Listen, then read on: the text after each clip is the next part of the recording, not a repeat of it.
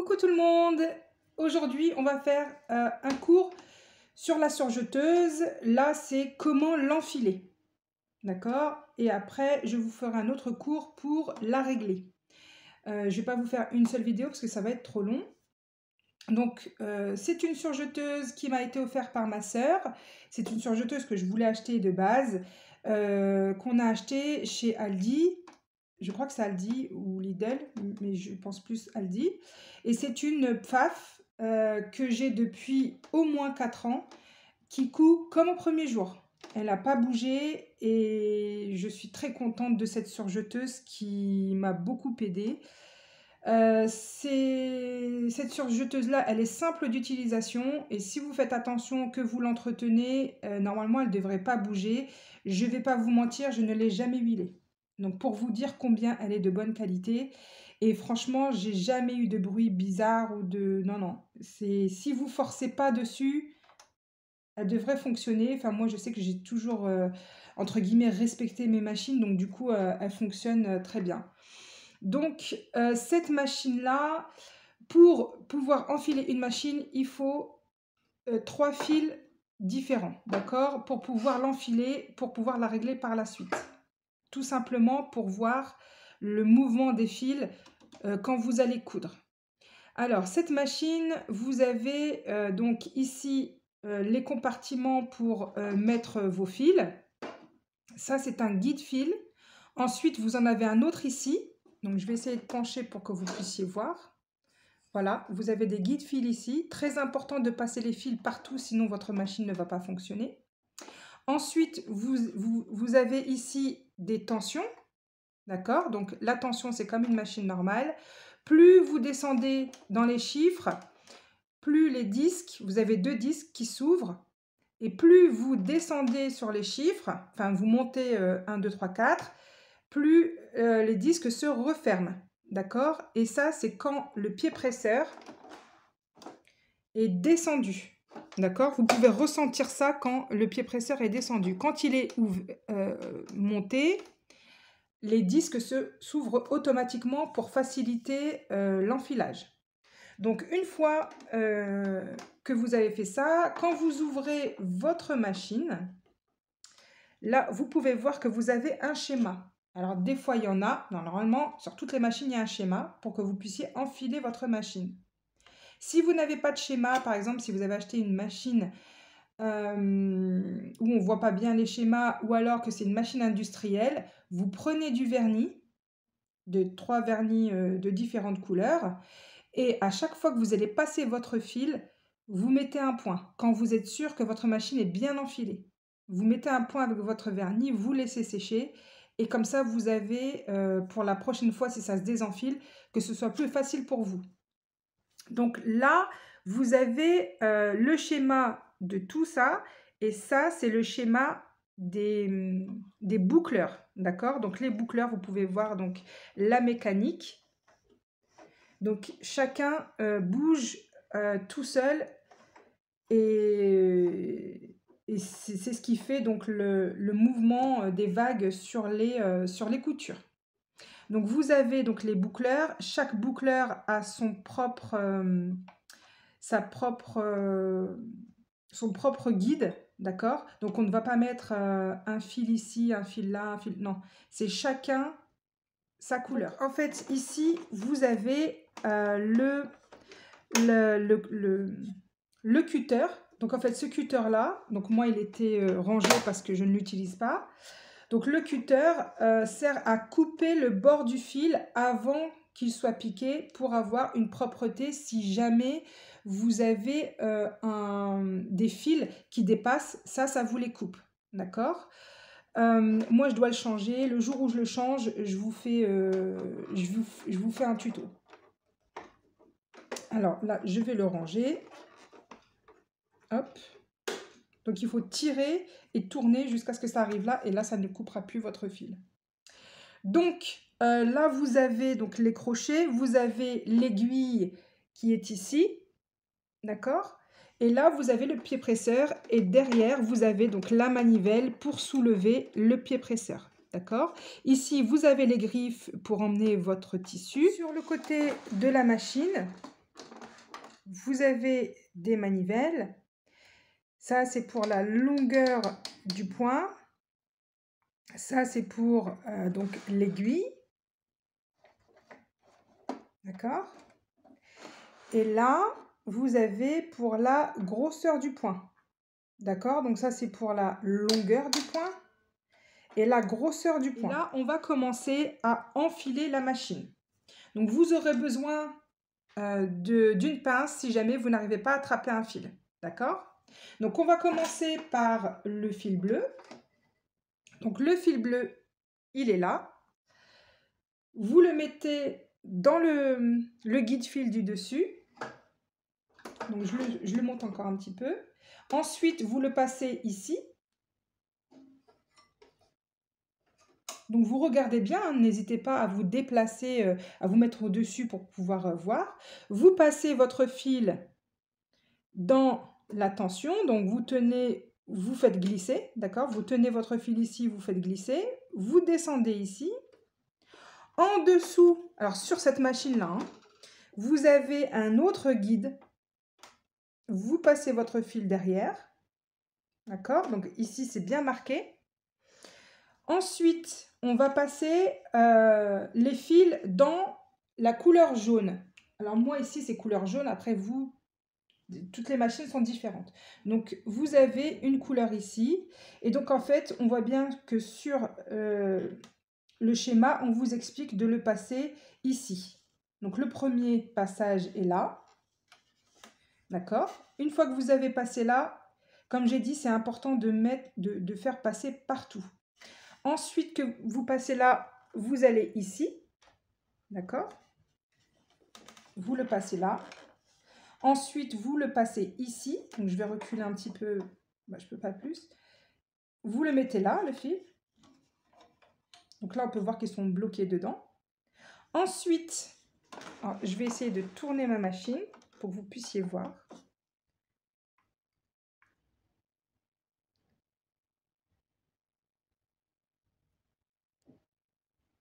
Alors, j'ai fait un zoom, j'espère que vous allez bien voir. Voilà.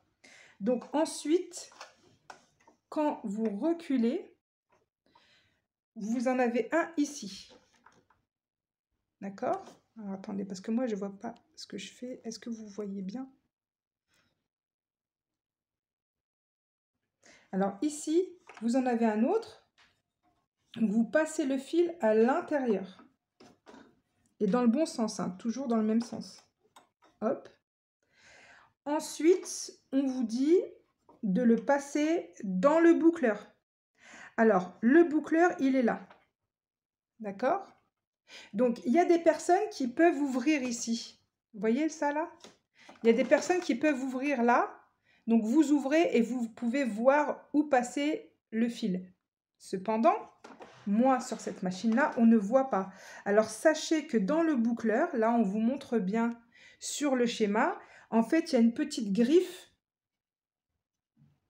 au fond du boucleur et il faut passer le fil à cet endroit-là. Donc, je vais vous montrer. Voilà, donc on parle de cette griffe-là. Tout au fond, mais vraiment au fond de la griffe, il y a une petite fêlure. C'est là qu'on va passer le fil. Alors, je vais vous montrer. Je ne vais pas vous dire oui, c'est simple, parce que moi, j'ai l'habitude. En fait, je positionne mon fil comme ceci. Et ensuite, alors des fois, je ne le fais pas forcément avec ça, mais je vais vous montrer. Et vous allez pousser le fil. Vous poussez le fil jusqu'au bout. Et là, il s'est bloqué. D'accord? Il va se bloquer tout seul. D'accord? Je vais vous recommencer. Donc, vous prenez, si vous ne voulez pas utiliser ça, moi, je le fais avec ma main. Donc, vous le passez derrière, d'accord? Pas devant, mais derrière l'emboucleur. Et hop, je le passe à l'intérieur et il se bloque tout seul. Et quand vous aurez la main, vous inquiétez pas. Alors, entraînez-vous une fois, 2 fois, 3 fois. Franchement, peut-être au bout de la 10e fois, vous allez réussir. Enfin, moi, je sais qu'au début, j'avais trop du mal. J'avais vraiment du mal à le faire et en fait, ça à force, j'ai trouvé la bonne technique et franchement depuis, ben, j'arrive à le faire. Une fois que vous avez bien bloqué à l'intérieur, il peut plus s'enlever, hein. Vous inquiétez pas, il va pas glisser. Donc une fois que c'est mis à l'intérieur, vous mettez bien le plus proche de là, à fond ici le boucleur et vous passez votre fil. D'accord? Et là, avec la pince, vous l'attrapez. D'accord? Alors, moi, il est rentré dans le truc. Donc, on le met dedans. On tire. Et voilà. Donc ici, là, il y a une fente. C'est que le fil doit passer dessus, d'accord? Donc, n'oubliez pas que ça passe derrière et ensuite devant. Une fois que c'est comme ça, vous passez votre fil sous derrière. Non, c'est pas ce fil-là, pardon. Je me suis trompée. Une fois que vous êtes là, pardon, vous tournez jusqu'à ce que ce boucleur soit en bas. D'accord? Et ensuite, vous le passez derrière, ici. Voilà. Vous passez le fil derrière. D'accord? Maintenant, le fil bleu est fait. Maintenant, on va passer au fil rouge. Alors, le fil rouge, alors très important, chose que je ne vous ai pas dite, c'est que pour l'aiguille, il est important de prendre, je vais reculer parce que j'ai oublié que j'avais fait un zoom. Il est important pour cette aiguille-là, en tout cas sur cette machine-là, de prendre du fil de qualité. Les fils que j'ai comme ça, ce sont des fils à 1 € qui se cassent. Donc, pas de problème si vous voulez les mettre dans l'emboucleur. Par contre, ici, sur l'aiguille, c'est très important de prendre un fil de qualité pour pas qu'il se casse. D'accord? Le deuxième fil, donc vous le mettez dans le guide fil, ici. D'accord? Ensuite, vous le mettez derrière, dans l'autre guide fil. Ensuite, vous tenez et vous mettez dans la tension. Vous faites juste une petite pression, hein.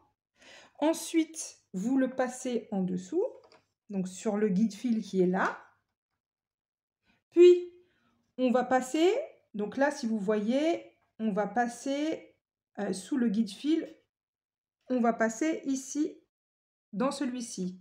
Ensuite, celui-là et là. D'accord? Donc, on descend en bas sur le premier, le deuxième. Hop, normalement là, ça ne bouge plus. Une fois que c'est enfilé, ça ne bouge plus, hein. Et le troisième. D'accord? Ensuite, on va le passer. Bon, je vais refaire un zoom.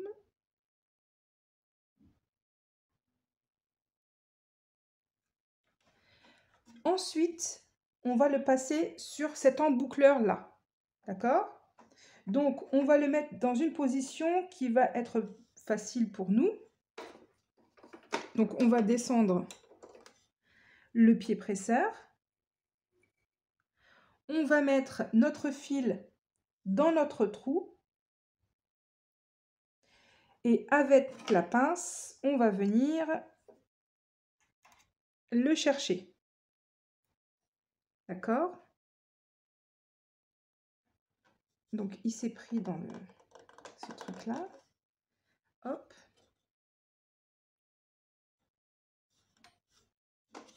Donc, une fois que c'est là, vous soulevez votre pied presseur et vous le passez derrière.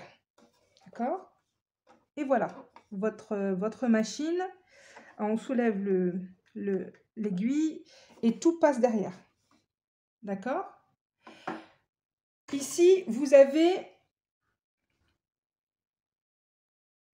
En fait, sur cette machine, vous avez, moi j'enfile toujours que 3, d'accord? Que trois fils, tout simplement parce que ces 2-là, c'est pour les aiguilles. Vous pouvez mettre soit une aiguille, soit 2 aiguilles pour pouvoir faire, des points, de comme des surpiqûres, on va dire.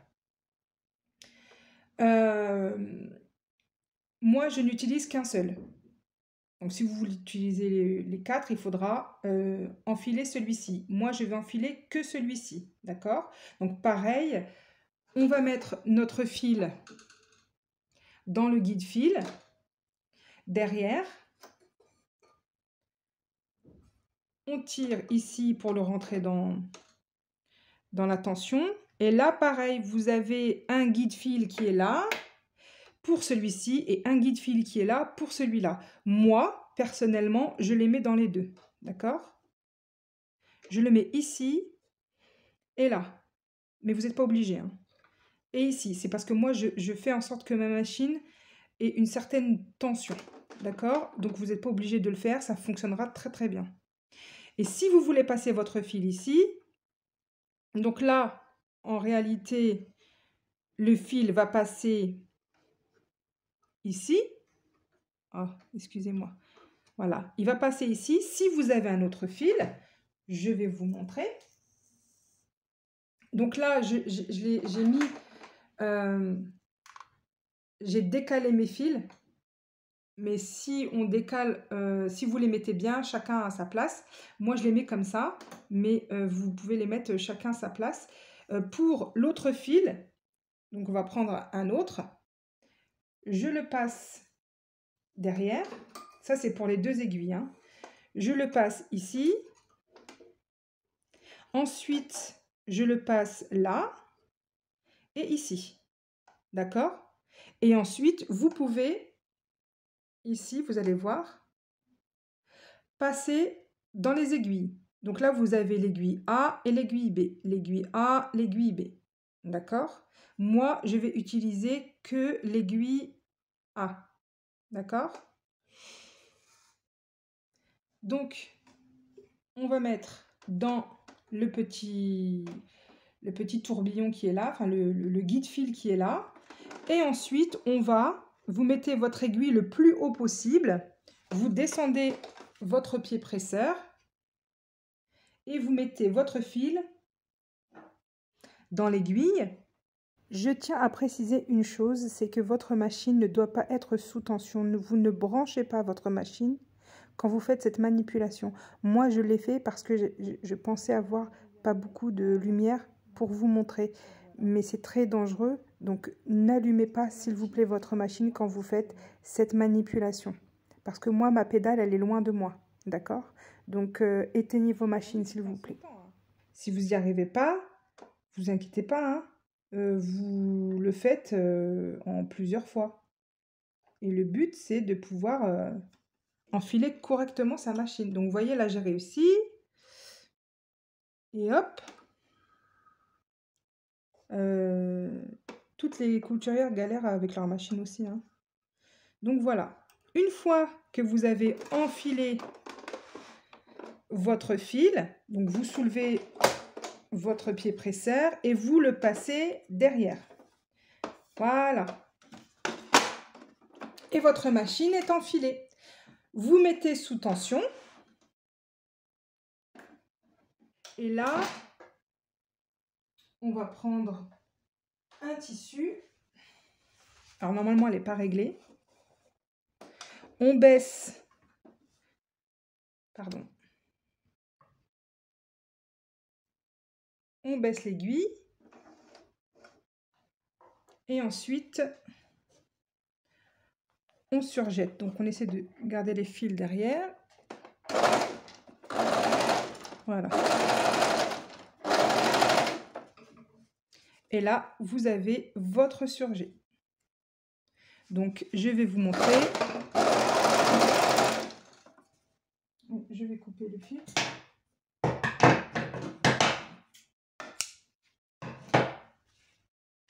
Vous voyez, donc j'ai mon surjet qui est là. Mais comme vous voyez, il n'est pas... Alors, avec le fil, les fils de différentes couleurs, vous pouvez voir que le fil n'est pas bien, n'est pas du tout réglé même. D'accord? Donc ça, ce sera une autre vidéo. Au moins, elle est enfilée. Et on va... je vais vous expliquer aussi que pour les fils, vous n'avez pas besoin d'acheter 3 bobines à chaque fois. Si par exemple, vous êtes en galère de fil, d'accord? Si vous êtes en galère de fil, par exemple que vous avez besoin de coudre avec cette couleur-là, et que vous avez une bobine de qualité de même couleur, comment vous expliquer? Si vous avez qu'une couleur, d'accord? Vous n'êtes pas obligé d'acheter 3 fois la même, d'accord? Vous prenez des canettes, vous les enfilez et ensuite vous les mettez là, d'accord? Moi, c'est ce que je fais, c'est-à-dire que des fois, je dois surjeter